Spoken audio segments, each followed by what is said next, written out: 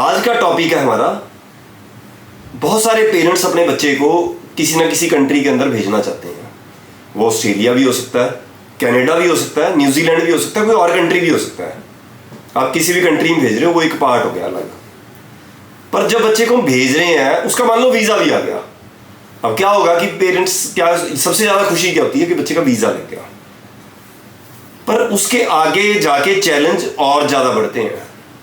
किसी कंट्री के अंदर बच्चा 2 साल 4 साल 5 साल रहता है, उसके बाद उसको वापस आना पड़ जाए तो वो बहुत ज़्यादा तकलीफ वाली बात है। यानी कि हमारा चैलेंज वीज़ा लगने पे नहीं ख़त्म हुआ, हमारा चैलेंज तब ख़त्म होगा जब बच्चा सेटलमेंट की तरफ जाएगा और एक उसकी अच्छी जॉब होगी और वाइट कॉलर जॉब करेगा बच्चा।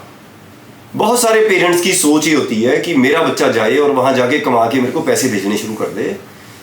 अच्छी बात है, पैसे बच्चे को भेजने चाहिए, पर उसके साथ साथ एक और चीज़ होती है कि जो वो स्टडी लेके गया उसको प्रॉपर करे और फ्यूचर में किन किन बातों का उसको ध्यान रखना चाहिए, कैसे वो अपनी सेटलमेंट की तरफ जा सकता है और इन चीज़ों को उसको कैसे ध्यान रखना है। ये पूरा टॉपिक आज का है हमारा। ये अगर वैसे डिटेल में इस वीडियो को देखना, अगर लगेगा भी आपको वीडियो अच्छी लगी तो अपने दोस्तों से शेयर जरूर करना और चैनल को भी सब्सक्राइब करना। हम इस टाइप की वीडियो बनाते हैं।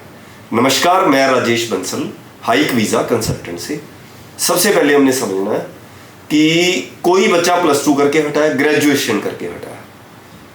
अब उसके बाद जैसे ही उसने लास्ट पेपर दिया, जो बच्चा +2 वाला है उसको क्या करना है आपने, उसको अगले दिन बच्चे ने +2 और ग्रेजुएशन वाले ने आईलेट्स का पेपर मान लो शुरू कर दिया, बच्चे ने पेपर दे दिया उसने आईलेट्स का या पीटी का, जो भी दे रहा बच्चा। उसके बाद हम क्या करते हैं, अगर +2 वाला स्टूडेंट है उसको किसी स्किल के अंदर लगा दो। वैसे तो ग्रेजुएशन वाले को भी लगाना चाहिए, कोई ऐसा स्किल जिसमें उसका इंटरेस्ट है। अब इसका कहोगे बेनिफिट क्या है यार, बच्चे का काम खत्म हो चुका है, उसने आईलेट्स और पीटी जो पेपर देना था दे दिया, उसकी एलिजिबिलिटी बढ़ गई और जो कंसल्टेंट से बात करनी है वो फ़ोन पे कर सकता है, कभी भी कर सकता है। कोई जाने की जरूरत नहीं होती, बार बार ऑफिस में जाके बैठे हुए हो, भैया यार तो मेरा वीज़ा लगा के दे, कोई इसकी रिक्वायरमेंट नहीं होती।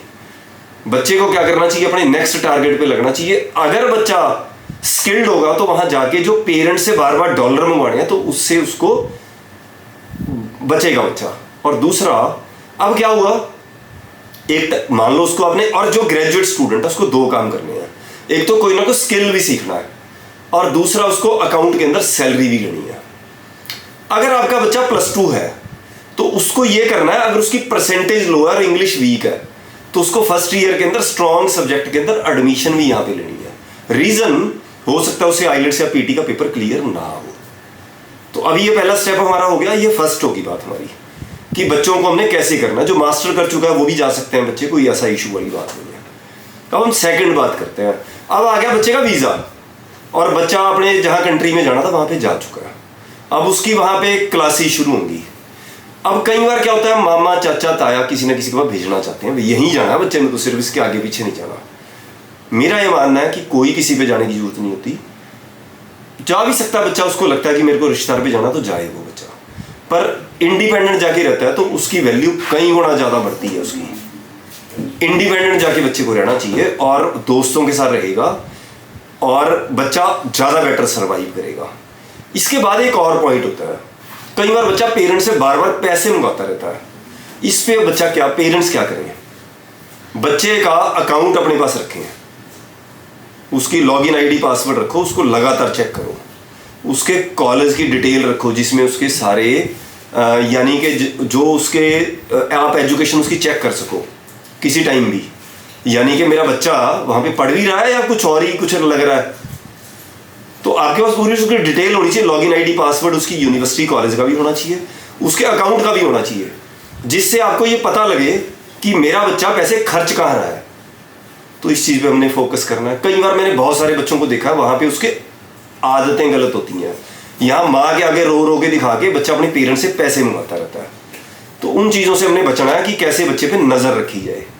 जब बच्चा चला गया 3 महीने के बाद मदर या फादर को वीज़ा ले लेना चाहिए हर हाल में।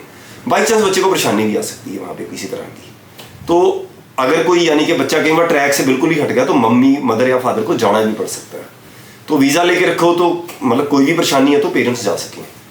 99% पेरेंट्स को अपने बच्चे को बुलाना ही नहीं चाहिए इंडिया में जब तक वो सेटलमेंट नहीं होती।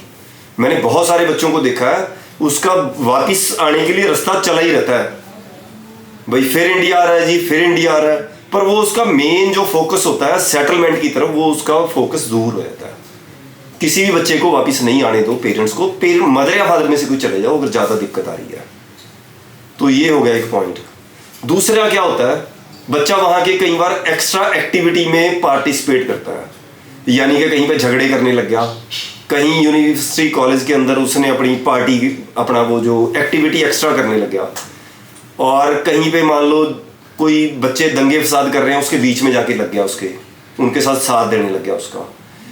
तो हम दूसरे के कंट्री के अंदर गए हैं, तो हमने कोई भी ऐसी एक्स्ट्रा एक्टिविटी नहीं करनी जो चीज़ हमारे रेसिज्म वहाँ जाके ज़्यादा बढ़े। उस चीज़ से आपको अपने काम से फोकस रखना, और कोई भी ऐसी एक्टिविटी नहीं करनी जो वहाँ के लोकल सिटीजन के अंदर नेगेटिविटी आए हमारे कंट्री के बारे में।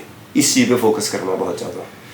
दूसरा, बच्चा वहाँ पे जाके स्टडी कर रहा है, मान लो यूनिवर्सिटी या कॉलेज 3 दिन से ऊपर रेयर लगती हैं, रेयर। कोई बड़ी रैंकिंग वाली यूनिवर्सिटी होती है जिसमें बहुत ज़्यादा प्रेशर होता है स्टडी का, वो अलग बात होगी। अगर लगता है कि बच्चा आपका टैलेंटेड है और वहाँ पे उसको टाइम है, किसी ना किसी लॉयर से कंसल्ट रखे अपना।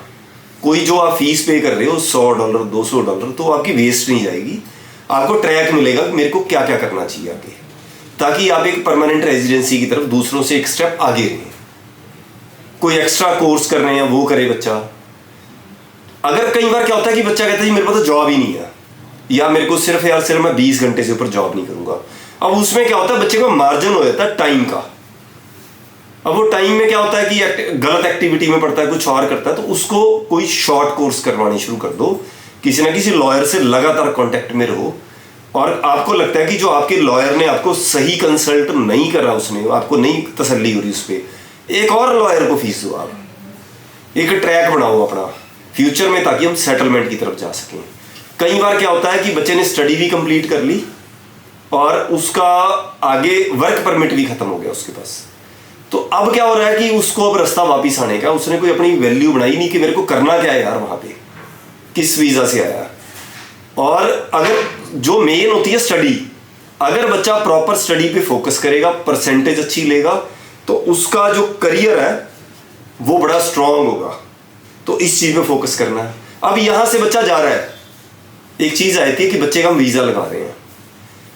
अब अगर पॉसिबिलिटी बनती है, उसको प्रोग्राम कुछ ऐसा लेके दो, बच्चे को अच्छी स्टडी लेके दो, और वो स्टडी इस टाइप की हो। अगर आप मान लो आज की डेट में +2 वाला बच्चा कनाडा जा रहा है, अगर वो बैचलर डिग्री लेके जाएगा, और स्पेशली कॉमर्स और आर्ट्स के स्टूडेंट, वैसे तो सबके लिए बात है ये, आपको प्रोग्राम भी सही लेके जाना है, और दूसरा परमानेंट रेजिडेंसी का ट्रैक कैसे बनेगा उसको पकड़ के चलना है, ताकि हम सेटलमेंट की तरफ जा सकें। फ्यूचर में परमानेंट रेजिडेंसी हर कंट्री टाइट करने वाला है, इतनी आसानी से आपको सेटलमेंट की तरफ नहीं लेके जाएंगे। आपको जो बच्चा शुरू से लेके एंड तक अपने केस को लेके, सारी सिस्टम को लेके अपने कंट्रोल के अंदर रखेगा। अगर आपने प्रोग्राम थोड़ा बदल के जा रहा है बच्चा, मान लो जो प्रोग्राम आपको 100% मैच नहीं हो रहा, हल्का सा बदला आपने, आप बिल्कुल बदल सकते हो। आप बिल्कुल नहीं, ट्रैक के साथ ही आपको जुड़ के रहना, आप उसको थोड़ा बहुत चेंज कर सकते हो, कोई इशू वाली बात नहीं है उसको। पर उसको एसओपी में जस्टिफाई करो कि मेरे को इस प्रोग्राम का बेनिफिट किस तरीके से मिलेगा मेरे फ्यूचर में करियर को लेके, और मैं वो वाला प्रोग्राम नहीं ले रहा हूँ, ये प्रोग्राम क्यों ले रहा हूँ। अगर आप उसको सही से एक्सप्लेन कर देते हो, तो चीजें क्या होगा कि आपको वीजा में परेशानी नहीं आएगी। सही जॉब की तरफ जाना है हमने। ज्यादातर बच्चे, कई बार क्या होता है कि ब्लू कॉलर जॉब करी जाते हैं, यानी कि छोटी छोटी जॉब्स पकड़ी जाते हैं। उनका टारगेट ही नहीं होता कि यार मेरे को फ्यूचर में एक बड़ी अच्छी स्टडी करके और मेरे को बहुत ऊपर जाना है। अगर वो टारगेट बच्चे बना के चलेंगे तो परमानेंट रेजिडेंसी भी उनको 100% मिलेगी। कई बार हम शॉर्टकट रास्ते मारने की कोशिश करते हैं परमानेंट रेजिडेंसी के लिए, बहुत सारा डुप्लीकेट काम कर लेते हैं। उन चीज़ों में किसी भी स्टूडेंट को नहीं पढ़ना चाहिए। थोड़ा सा रास्ता लंबा हो सकता है परमानेंट रेजिडेंसी के लिए आपका, पर वो रास्ता ज़्यादा बेटर होता है जो बच्चा अपनी शॉर्टकट मारने की बजाय थोड़ा सा लंबा रास्ता पकड़ता है। कई बार जो शॉर्टकट मारा हुआ रास्ता आपकी परमानेंट रेजिडेंसी के बाद वो कैंसिल भी हो सकती है, अगर फ्यूचर में पता लग जाता है कि आपने कोई डुप्लीकेट पेपर लगाया। तो भैया बड़ी ध्यान से अपनी एप्लीकेशन पे काम करना है, हर डुप्लीकेट पेपर से बचना है आपको। सही है। अगर ये वीडियो अच्छी लगे अपने दोस्तों से जरूर शेयर करना। कोई और आपका किसी तरह का सवाल भी हो सकता है। कई बार क्या होता है, बच्चा किसी टॉपिक पे वीडियो देखना चाहता है, तो आप नीचे हमारे को कमेंट भी कर सकते हो हाइक वीज़ा के उसमें कमेंट बॉक्स में, तो आपको उस टॉपिक पे वीडियो आपको देंगे। नमस्कार।